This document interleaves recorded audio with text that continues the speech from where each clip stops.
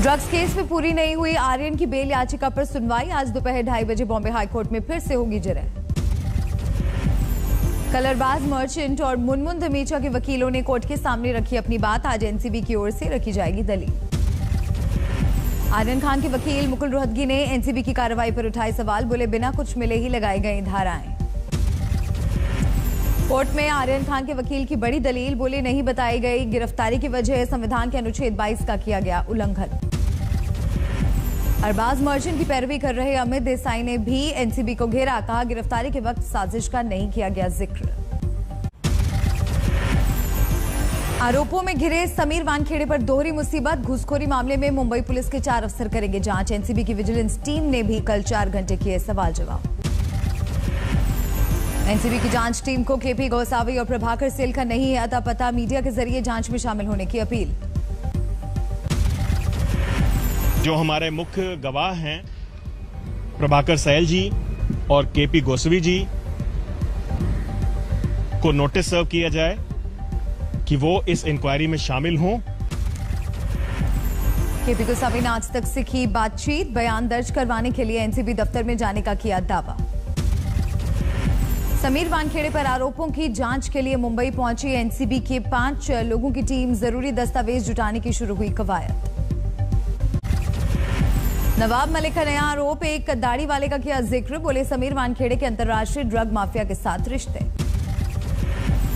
हमें लगता है कि इस पूरे खेल में जो दाढ़ी वाला है उसकी मित्रता वानखेड़े साहब से भी है।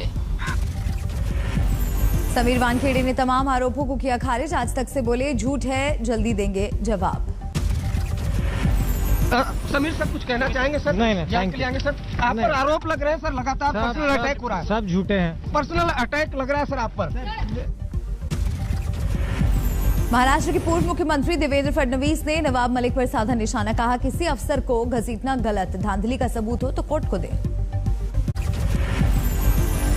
नवाब मलिक ने समीर वानखेड़े पर फिर लगाए आरोप। जारी किया पहली शादी का निकाहनामा। बोले मजहब से मतलब नहीं, फर्जीवाड़े की जांच जरूरी। मैंने ये भी कभी सवाल नहीं खड़ा किया कि किसका धर्म क्या है, कौन किस धर्म का है। सामने आए समीर वानखेड़े की पहली शादी कराने वाले काजी नवाब मलिक के जारी किए गए निकाहनामे पर लगाई मुहर। हाँ, मैंने पढ़ाया है, ये बिल्कुल सही है। और उस वक्त में समीर, शबाना और इनके बाप, पूरी खानदान सब मुसलमान थे। समीर वानखेड़े के परिवार ने नवाब मलिक के आरोपों को किया खारिज। पिता बोले मेरी पत्नी थी मुस्लिम, मेरा पूरा परिवार हिंदू। दिल्ली के सिंगू बॉर्डर पर बरपा हंगामा। लखबीर के समर्थन में उतरे किसानों पर पुलिस का लाठीचार्ज। यूपी और उत्तराखंड से बड़ी तादाद में आए थे किसान। नरेला के पास पुलिस ने की रोकने की कोशिश। कुछ दिनों पहले कुंडली बॉर्डर पर हुई थी लखबीर की हत्या। निहंगों पर है वारदात को अंजाम देने का आरोप। लखीमपुर खीरी हिंसा में एसआईटी ने 2 लोगों को किया गिरफ्तार। बीजेपी नेता सुमित जायसवाल की तहरीर पर कार्रवाई। खाद की कमी ने किसानों को किया बेहाल। देश के अलग अलग शहरों में प्रदर्शन और हंगामा।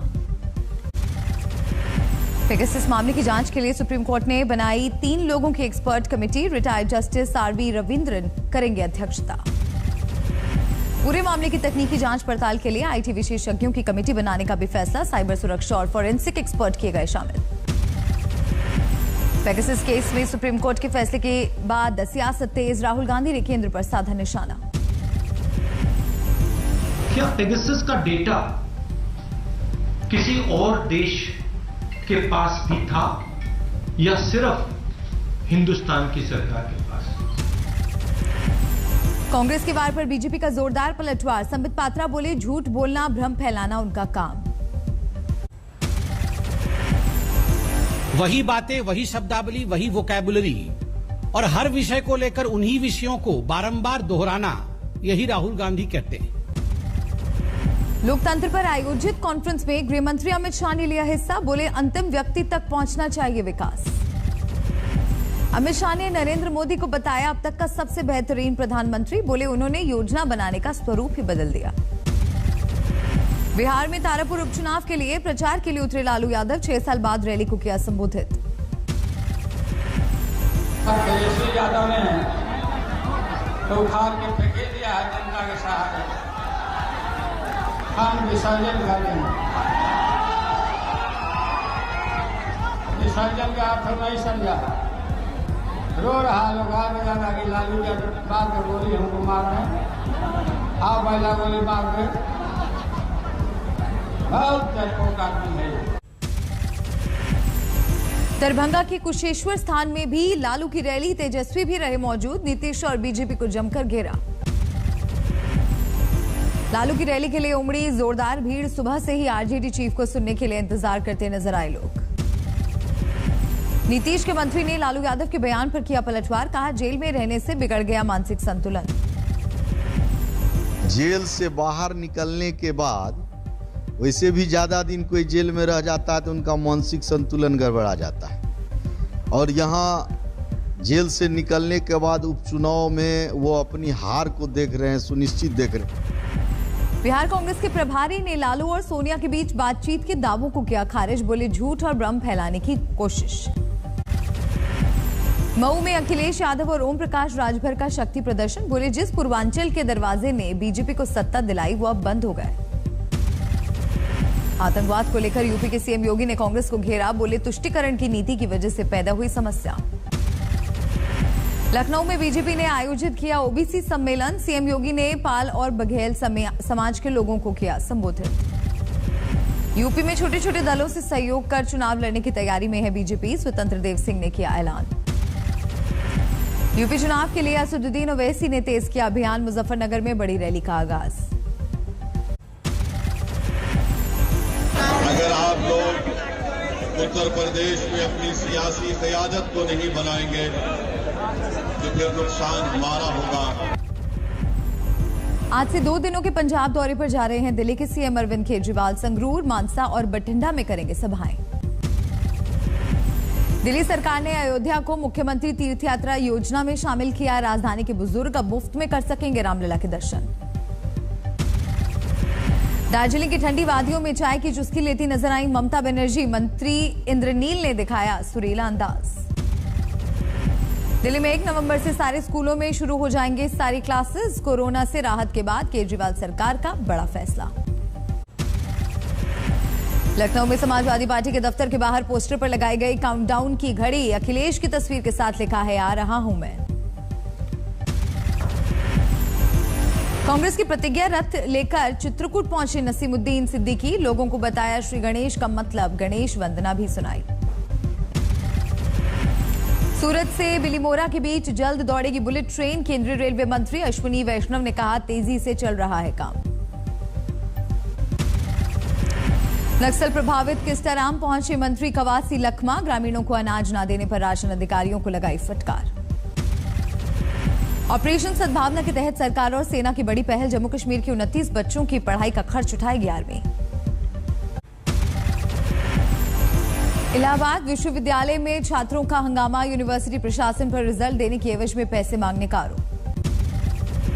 दिल्ली में छठ पूजा का भी होगा आयोजन। डीडीएमए की बैठक में फैसला, लेकिन कोरोना से सावधान रहने की जरूरत। दिवाली के दिन आतिशबाजी को लेकर पंजाब सरकार का फैसला। रात 8 बजे से 10 बजे तक पटाखा फोड़ने की दी मोहलत। फेस्टिव सीजन में भी खरीदारों की बाट जो रहे हैं दुकानदार। बाजारों से रौनक गायब। दिवाली से पहले थी अच्छे कारोबार की उम्मीद।